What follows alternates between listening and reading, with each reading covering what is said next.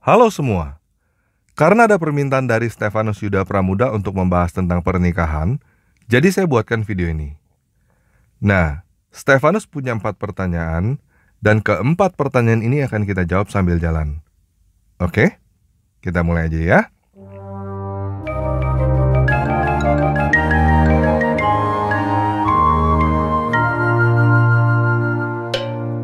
Yang pertama kita mulai dari yang belum menikah ya. Lebih baik mencegah daripada mengobati kan? Bagaimana agar kita tahu bahwa pasangan kita sepadan dengan kita? Di dalam Kejadian 2 ayat 18, dikatakan bahwa Tuhan menjadikan penolong yang sepadan. Nah, kata pertama yang saya ingin ajak teman-teman perhatikan adalah penolong. Menolong apa? Menolong kita untuk sampai ke tujuan. Karena pada ayat sebelum-sebelumnya, dikatakan bahwa Tuhan memberikan tugas kepada manusia. Nah, saya nggak tahu apa tujuan Tuhan di dalam hidup kamu. Saya juga nggak tahu apakah kamu tahu tujuan Tuhan di dalam hidup kamu. Coba renungin dulu ya. Apa yang ingin kamu lakukan di dalam hidup ini yang membuat hidupmu berarti? Nah, jika kamu udah tahu jawaban pertanyaan itu, kamu bisa tahu apakah seseorang bisa menjadi pasangan yang menolong kamu untuk mencapai tujuan itu atau tidak. Paham ya? Nah, kata berikutnya adalah sepadan. Sepadan itu bukan maksudnya sama ya. Sepadan itu maksudnya seimbang, cocok, setanding. Mungkin yang bisa saya pakai untuk menggambarkan hal ini adalah tangan dan kaki. Coba lihat kedua tangan dan kakimu. Tuhan gak ciptain kita dengan dua tangan kanan. Tuhan ciptain kita dengan tangan kanan dan tangan kiri. Tangan kanan dan tangan kiri tidak sama, tetapi sepadan, supaya kita bisa bekerja dengan baik menggunakan dua tangan kita. Tuhan juga gak menciptakan kita dengan dua kaki kanan. Tuhan ciptain kita dengan kaki kanan dan kaki kiri. Kaki kanan dan kaki kiri tidak sama, tetapi sepadan, supaya kita bisa berjalan dengan baik sampai tujuan. Oke? Paham ya? 2 Korintus 6 ayat 14 memberikan satu peringatan yang harus kamu perhatikan mengenai hal ini. Janganlah kamu merupakan pasangan yang tidak seimbang dengan orang-orang yang tidak percaya. Sebab persamaan apakah terdapat antara kebenaran dan kedurhakaan? Atau bagaimanakah terang dapat bersatu dengan gelap? Jadi pilih pasangan yang satu tujuan, satu kepercayaan, dapat saling menolong dan mengisi kekurangan kamu. Ingat ya, kita berpasangan bukan untuk menjadi sama, tetapi untuk menjadi satu. Dan kamu harus ingat bahwa pernikahan adalah komitmen yang harus dibangun di atas dasar kasih. Kamu harus bertanya, apakah kamu bersedia mengasihi pasanganmu apapun yang terjadi? Jika kamu memilih pasanganmu karena cantik, apakah kamu akan tetap berkomitmen untuk mencintai dia walaupun dia sudah tidak cantik lagi? Jika kamu memilih pasanganmu karena kaya, apakah kamu tetap berkomitmen untuk mencintai dia walaupun dia udah gak kaya lagi? Paham ya? Oke, pertanyaan kedua. Apakah ada pernikahan yang dilakukan di gereja atas nama Tuhan, namun sebenarnya tidak dikehendaki Tuhan? Nah, Alkitab berkata bahwa dia adalah Bapa. Jadi saya mau menjawab kamu dengan sudut pandang saya sebagai seorang bapa. Saya mempunyai keinginan supaya anak-anak saya mendapatkan pasangan yang terbaik bagi anak lelaki maupun anak perempuan saya. Kita ingin agar anak-anak kita hidup berbahagia bersama pasangannya. Ada orang tua yang mungkin berusaha menjodohkan, namun tidak semua orang tua seperti itu. Ada yang membebaskan anak-anaknya menentukan pasangannya sendiri. Orang tua yang menjodohkan anaknya, bila anaknya bersikeras untuk menolak jodohnya itu, maka pada akhirnya orang tua akan mengalah, mengikuti kemauan anaknya. Orang tua yang membebaskan anaknya menentukan pasangannya sendiri tetap pasti ada kalanya memberikan komentar apakah dia senang atau tidak dengan pasangan yang dipilih anaknya itu. Nggak mungkin orang tua berkata, terserah, bodoh amat, gua nggak peduli. Orang tua yang benar nggak seperti itu. Kalau orang tua melihat pasangan kamu ada yang nggak beres, pasti akan kasih tahu kamu. Tetapi pada akhirnya, jika kamu memaksa untuk memilih pasangan yang tidak disukai oleh orang tua, tetap orang tua akan memberkati pernikahan kamu dan akan berusaha supaya pernikahan kamu berbahagia. Walaupun orang tua kamu nggak suka terhadap pasangan kamu, dia akan menerima orang itu karena kamu. Saya percaya bahwa Tuhan adalah orang tua yang jauh lebih baik daripada kita. Dia memberikan kita syarat dan ketentuan, tetapi pada akhirnya dia membebaskan kita untuk memilih dengan segala konsekuensinya. Walaupun Tuhan tidak suka dengan pilihan kita, saya percaya Tuhan tetap memberkati. Dan Tuhan ingin agar kita menjadi dewasa dan bertanggung jawab atas keputusan kita. Oke? Pertanyaan berikutnya yang ketiga, apakah kita tidak boleh bercerai walaupun misalnya kekerasan dalam rumah tangga? Nah, mengenai pertengkaran, saya mau sharing ke kamu begini. Di sepanjang hidup saya belum pernah bertemu pasangan yang tidak pernah bertengkar sama sekali. Orang bertengkar alasannya macam-macam. Apapun bisa menjadi bahan pertengkaran. Cara bertengkar juga macam-macam. Ada yang diam-diaman, sampai ada yang pukul-pukulan. Nah, saya mau ambil contoh saya sendiri. Saya tahu bahwa saya bukan orang yang rapi. Kalau saya memilih pasangan yang tidak rapi juga seperti saya, kacau kan? Itu sebabnya saya tidak memilih istri yang sama tidak rapinya seperti saya. Saya memilih istri saya, salah satunya karena istri saya adalah orang yang rapi. Nah, setelah menikah, karena istri saya adalah orang yang rapi, dia stres karena melihat saya nggak rapi. Akibatnya dia marah-marah kalau saya nggak rapi. Ini adalah konsekuensi saya atas pilihan saya sendiri. Kalau saya berusaha merubah dia, berarti saya juga harus menerima konsekuensinya apabila dia menjadi orang yang tidak rapi. Jika saya paksakan dia akan menjadi orang yang lain.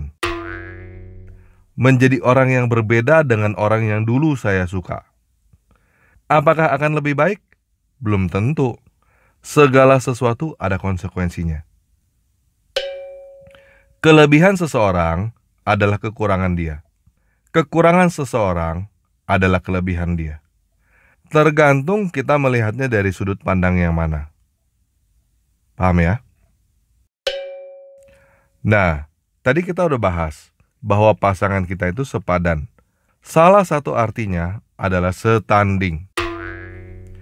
Ketika kita melihat bahwa pasangan kita keras, kita seharusnya sadar bahwa sebenarnya kita juga sekeras itu.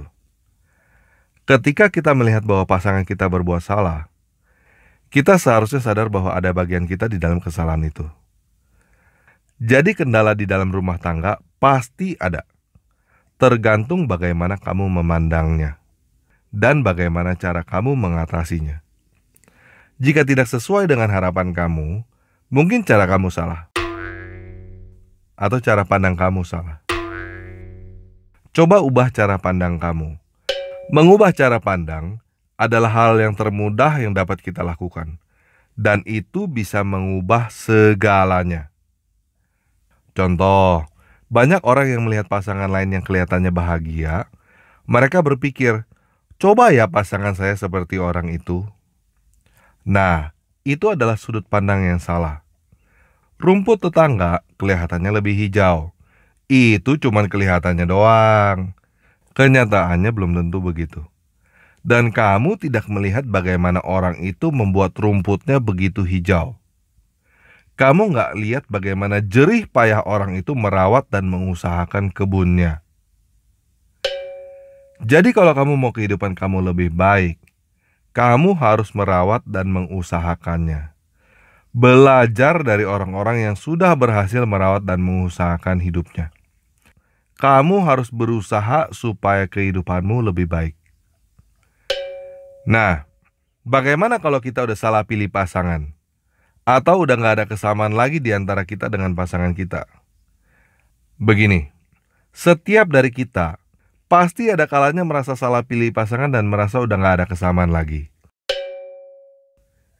Apa yang kamu percaya? Jika kamu percaya kamu salah pilih pasangan, maka kamu salah pilih pasangan. Jika kamu percaya bahwa kamu tidak salah pilih pasangan, maka kamu tidak salah pilih pasangan. Jika kamu percaya sudah tidak ada kecocokan lagi dengan pasangan kamu, maka kamu sudah tidak ada kecocokan lagi dengan pasangan kamu. Jika kamu percaya masih ada kecocokan dengan pasangan kamu, maka kamu akan menemukan kecocokan dengan pasangan kamu itu. Pernikahan adalah komitmen. Ketika kamu merasa salah pilih pasangan atau merasa udah gak cocok, ingatlah komitmen pernikahan kamu. Ketika kamu belum menikah, kamu bisa dengan mudah ngomong I love you. Ketika kamu di dalam pernikahan, itu adalah saatnya kamu membuktikan cinta kamu itu beneran atau gombal. Kalau kamu benar-benar mencintai pasangan kamu akan berkorban buat dia. Kalau kamu tidak mencintai pasangan kamu, maka kamu harus bertobat. Karena Tuhan memberikan perintah. Ingat ya, perintah, bukan saran. Tuhan telah memberikan perintah kepada kamu untuk mencintai pasangan kamu seperti Tuhan mencintai kamu.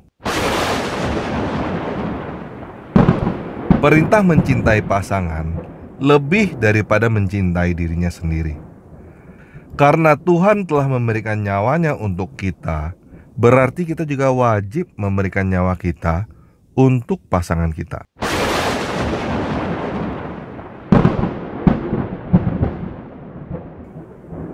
Oke?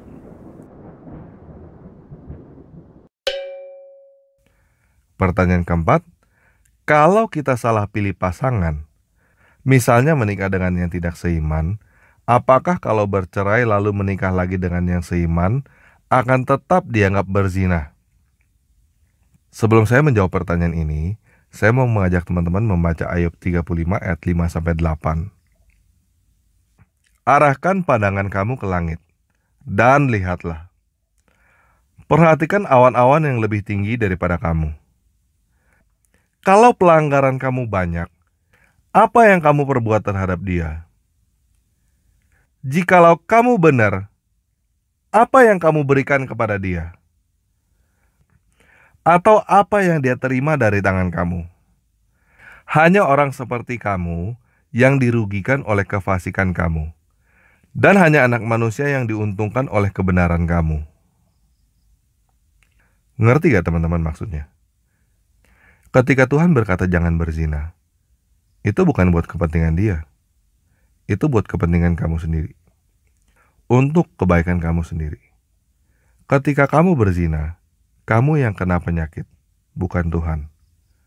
Pasanganmu yang kena ketularan penyakit. Bahkan mungkin anak-anakmu yang akan kena ketularan penyakit karena kamu. Oke? Paham ya? Nah, Yesus berkali-kali bertemu dengan orang-orang yang berzina. Bahkan sampai ada yang hampir ditimbukin batu sampai mati. Apa yang Yesus katakan kepada mereka? Dosamu sudah diampuni. Jangan berbuat dosa lagi. Saya percaya itu juga yang Yesus katakan kepada orang-orang yang sudah terlanjur bercerai dan menikah lagi. Dosamu sudah diampuni. Jangan berbuat dosa lagi. Maksudnya jangan bercerai lagi. Udah cukup. Jangan ulangi kesalahan lagi. Dosamu udah diampuni. Yesus adalah kabar baik, bukan kabar buruk. Dia datang untuk memberikan pengampunan, bukan hukuman. Dan dia juga mau kita mengampuni, bukan menghukum. Bagaimanapun juga keadaan kamu sekarang, ini saatnya kamu mulai meletakkan kasih Kristus, cintanya Yesus kepada kamu, sebagai dasar di dalam kamu menjalankan kehidupan kamu. Sebagai alasan kamu untuk mencintai pasangan kamu. Kamu mencintai pasangan kamu karena Yesus udah lebih dulu mencintai kamu. Tuhan udah mengampuni kamu. Tuhan juga udah mengampuni pasangan kamu. Oleh sebab itu, kamu juga harus mengampuni diri kamu sendiri. Dan kamu harus mengampuni pasangan kamu. Dan jangan berbuat dosa lagi.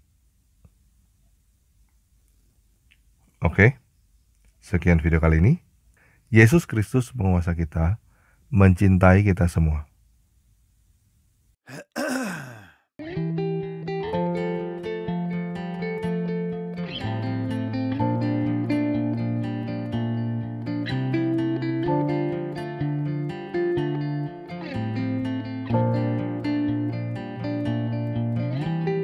耶稣，我爱你，因你先爱我，在我还是罪人的时候，你为我死。耶稣，我感谢你，因你对我真好，背负我重担，你是拯救我的主。因你爱我，你救我脱离罪恶捆绑，一次献上，替我还清罪债，永无止境的爱追随我一生，我降服于你，让你爱我。因你爱我，你为我承担罪的代价，遍体鳞伤，让我身体安康，永无止境的爱追随我一生，我降服于你，让你爱我。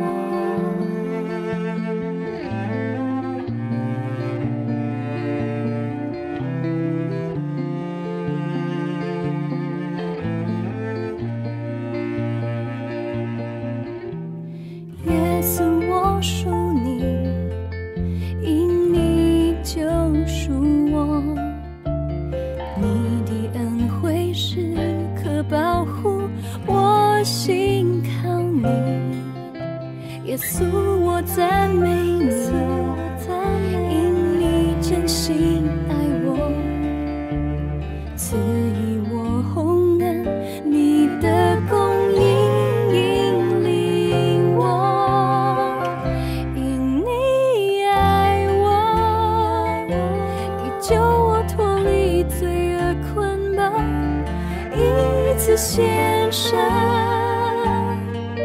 替我还清罪债，永无止境的爱追随我一生，我降服于你，让你爱我。因你爱我，你为我承担罪的代价，遍体鳞伤，让我身体安康，永无止境的爱追随我一生，我降服于你，让你爱我。永无止境的爱追随我一生，